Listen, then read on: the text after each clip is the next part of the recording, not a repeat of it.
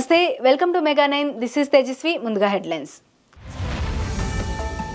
జమ్మూ కాశ్మీర్లో ఉగ్రవాదుల కోసం ముమ్మర గాలింపు, 2 ఉగ్రవాదుల సహాయకులు అరెస్ట్.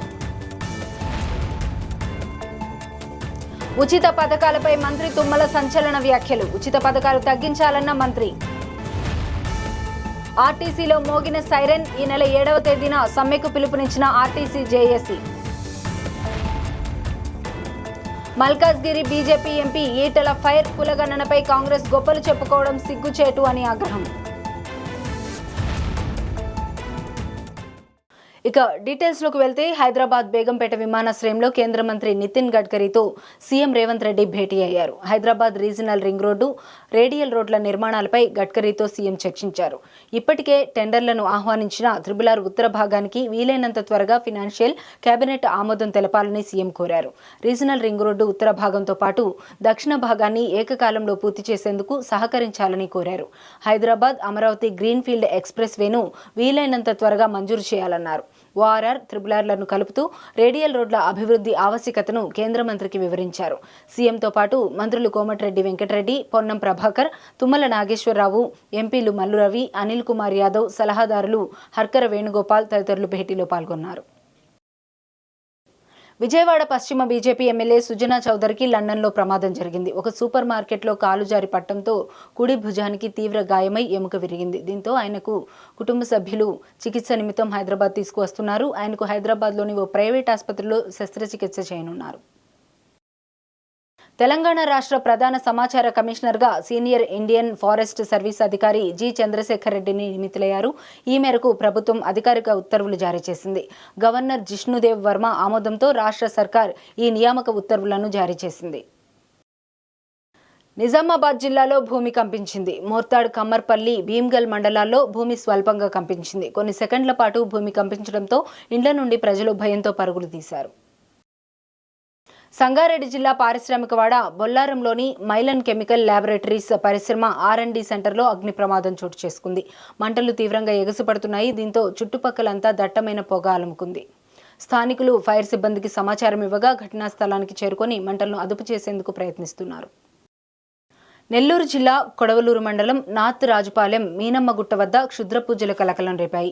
హైవేకి సమీపంలో సర్వీస్ రోడ్డులో గుర్తు తెలియని వ్యక్తులు హారర్ మూవీస్ తలపించేలా పూజలు చేశారు. కోడిని కోసి పసుపు కుంకుమతో ముగ్గు వేశారు. టెంకాయ కొట్టి పూజలు చేశారు. ఘటనా స్థలంలో ఆడవారి చెప్పు సైతం ఉండటంతో స్థానిక ప్రజలు భయాందోళన చెందుతున్నారు. వీటిపై తగు చర్యలు తీసుకోవాలని ప్రజలు కోరుతున్నారు.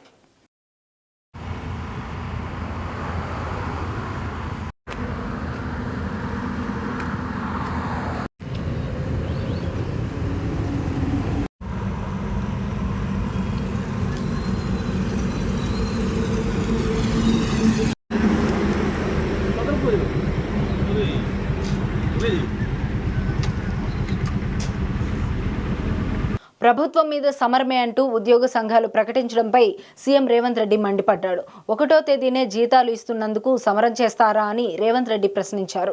ఉద్యోగులు రాజకీయ పార్టీల చేతుల్లో పావులుగా మారొద్దని హితవు పలికారు. తమ డిమాండ్ల కోసం ప్రజలను ఉద్యోగులు ఇబ్బంది పెట్టొద్దన్నారు. ఏ పథకం ఆపి మీ డిమాండ్లు నెరవేర్చాలో చెప్పాలని ఉద్యోగులను ప్రశ్నించారు. ఏది పెంచుదామో చెప్పుండ్రి, ఎక్కడ ధరలు పెంచుదామో చెప్పుండ్రి. ధరలు పెంచకుండా ఉన్న పథకాలను ఆపకుండా కొత్త కోరికలు నెరవేరవు.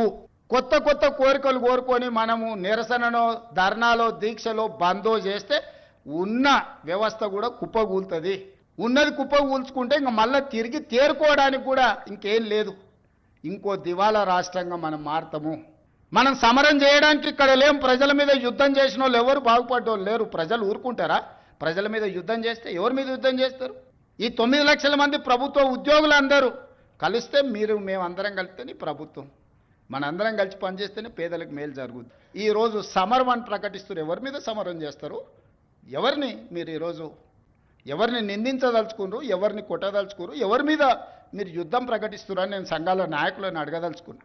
మీకు బాధ్యత లేదా? 35 సంవత్సరాలు ప్రజలు మన జీత భత్యాలు ఇచ్చి రిటైర్ అయిపోయిన తర్వాత మనకు పెన్షన్ కూడా ఇచ్చి మన కుటుంబాలను ఆదుకుంటున్న 98% ప్రజల యొక్క పెన్షన్లు కానీ, రైతు రుణమాఫీ కానీ, రైతు భరోసా కానీ, ఉచిత కరెంటు కానీ, షాదీ ముబారక్ కానీ, కళ్యాణ లక్ష్మి కానీ, ఆర్టీసీలో ఆడబిడ్డలకు ఉచిత ప్రయాణం కానీ ఇవన్నీ చేయాల్సిన బాధ్యత ప్రభుత్వ ఉద్యోగ సంఘాల నాయకుల మీద లేదా, ప్రజాప్రతినిధుల మీద మాత్రమే ఉన్నదా? మాకే కాదు, మీకు కూడా వాళ్ళే జీతభత్యాలు ఇస్తున్నారు. మీకు ఉద్యోగాలు ఇచ్చింది కూడా ఈ ప్రజలే కదా. మీకు ఉద్యోగాలు ఇచ్చిన వాళ్ళే మాకు ఉద్యోగాలు ఇచ్చారు. మనందరం కలిస్తేనే ప్రభుత్వం. తిరుమలలో శ్రీవారి ధర్మరథం మొరాయించింది. నిత్యం భక్తులను గమ్యస్థానానికి చేర్చే ధర్మరథంలో సాంకేతిక లోపం వచ్చింది. PAC 3 సమీపంలో నడి రోడ్డుపై సుమారు అర్ధ గంటకు పైగా బస్సు నిలిచిపోయింది. రోడ్డుపై బస్సు నిలవడంతో ఇతర వాహనాల రాకపోకలకు తీవ్ర అంతరాయం ఏర్పడింది.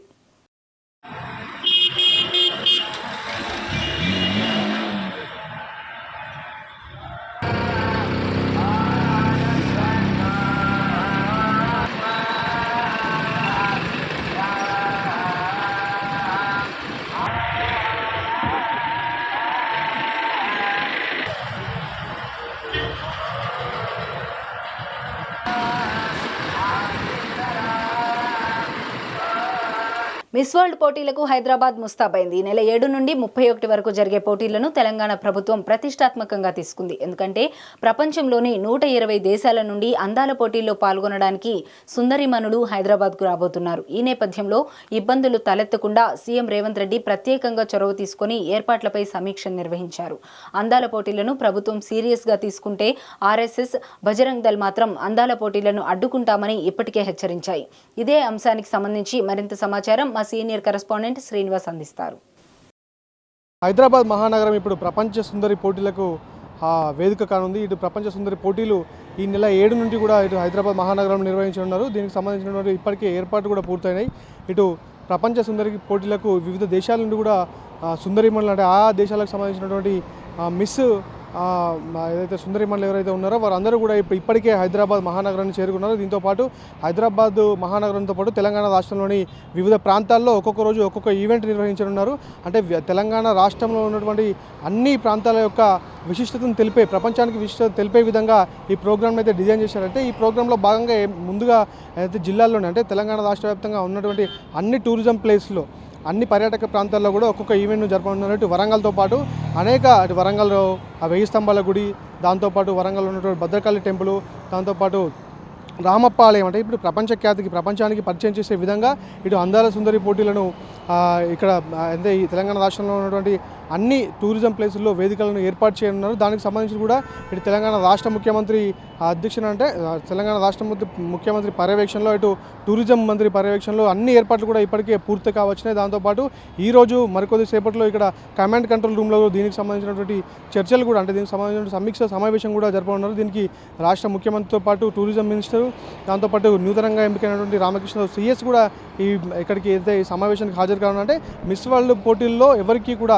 ఎటువంటి ఇబ్బందులు జరగకుండా ఈ మిస్ వరల్డ్ పోటీలు అంగరంగ వైభవంగా నిర్వహించేందుకు అన్ని వేదికలను కూడా సిద్ధం చేశారు. దాంతోపాటు ఏర్పాట్లు ఎలా ఉన్నాయన్నటువంటి ఈ పునర్సమీక్ష నిర్వహించేందుకు కూడా ఇక్కడ కమాండ్ కంట్రోల్ రూమ్లో కమాండ్ కంట్రోల్ సెంటర్లో ముఖ్యమంత్రి రేవంత్ రెడ్డి, టూరిజం మినిస్టర్ కూడా ఇక్కడ ఈరోజు భేటీ అయ్యి సమావేశం నిర్వహించనున్నారు. దాంతోపాటు రాష్ట్రంతో పాటు ఇటు వివిధ దేశాలతో పాటు అంటే వివిధ దేశాల్లో ఇప్పటికే ఉన్నటువంటి ఆయా దేశాల సుందరిమణులు, దాంతోపాటు మాజీ మిస్ వరల్డ్ కూడా ఇటువంటి ఈ వేదిక ద్వారా ఇటు ఏదైతే ఇండియాలోనే హైదరాబాద్కు రానున్నారు.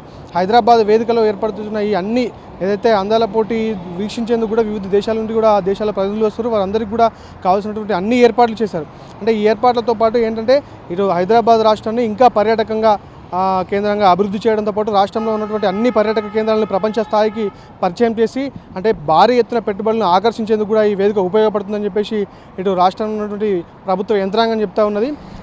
అదే విషయంలో ఈరోజు కమాండ్ కంట్రోల్ సెంటర్లో ఇటు అయితే తెలంగాణ రాష్ట్ర ముఖ్యమంత్రి అధ్యక్షతన సమావేశం ఏర్పాటు చేసి అంటే ఇటు ప్రపంచ సుందరి పోటీల్లో ముఖ్యంగా అంటే ఏ ప్రాంతాల్లో నిర్వహిస్తే బాగుంటుంది, ఆ ప్రాంతాల్లో ఉన్నటువంటి ప్రాంతాల్లో టూరిజం ప్లేస్లు అంటే ప్రపంచాన్ని ఆకర్షించే టూరిజం ప్లేస్లు తెలంగాణలో ఉన్నాయి, వాటిని ఎలా పరిచయం చేయాలి, తెలంగాణ అంటే ప్రపంచవ్యాప్తంగా వాటిని ఎలా ప్రమోట్ చేయాలనే విషయాలపై కూడా ఇప్పుడు చర్చించినట్టుగా మనం తెలుసుకోవచ్చు. అంటే దీంతోపాటు అంటే ఎలాగా ఇక్కడ ప్రపంచంలో ఉన్నటువంటి అన్ని రంగాల వారిని ఇటు తెలంగాణ రాష్ట్రానికి కానీ ఇటు హైదరాబాద్ నగరాన్ని వాళ్ళు అంటే అన్ని రాష్ట్రాల వాళ్ళు కానీ అన్ని దేశాల వాళ్ళు కానీ తెలంగాణ రాష్ట్రం వైపు చూసేలా ఈ పోటీలు నిర్వహించనున్నట్లు ఇటు ప్రభుత్వ యంత్రాంగం కూడా మనకు తెలుపుతా ఉంది.